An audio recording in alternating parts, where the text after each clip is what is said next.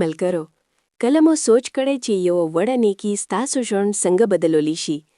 نن به درته د نیک زړه شرافت کاکا او د یوې داسې مرغۍ کیسه وکړم چې د سرو زرو هګۍ یې اچولې.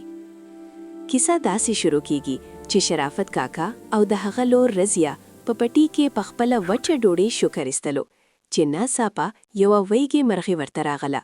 شرافت کاکا بیله سوچ کړو خپله ډوډۍ له هغې سره شریکه کړه، خو هغه نه پوهېدی چې دا مرغۍ یوه جادوګره چکورې ده. بل سهار چې کله دوی راویښ شول نو په انګړ کې یې یوه ځلېدونکه د سرو زرو هګۍ ولیده. شرافت کاکا او لور یې حیران شول، خو د نیکي بدله ورته په لاس ورهلې وه. هغوی په دې پیسو د کلي د غریبانو لپاره د روژې راشن واخیسته. خو دلته کیسه بدله شوه.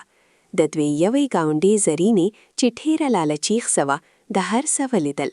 د هغې په زړه کې حسد پیدا شو او په زړه کې یې ویل چې زه به خامخا دا خزانه غنا کوم. زرینه د میلمستیا په پلمه د دوی کور ته ننوته.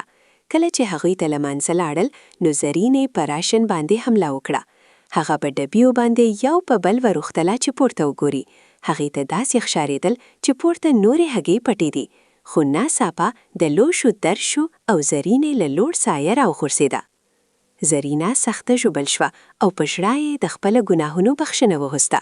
شرافت کاکا ته د خپله نیکۍ برکت میلاو شو او زرینې ته د خپله لالچ سزا. نو ملګرو، رښتیا ویل شوي چې لالچ بده بلا ده. د بل په مال حسد مه کوئ، ځکه چې الله نیکو خلکو ته په عزت سره رزق ورکوي.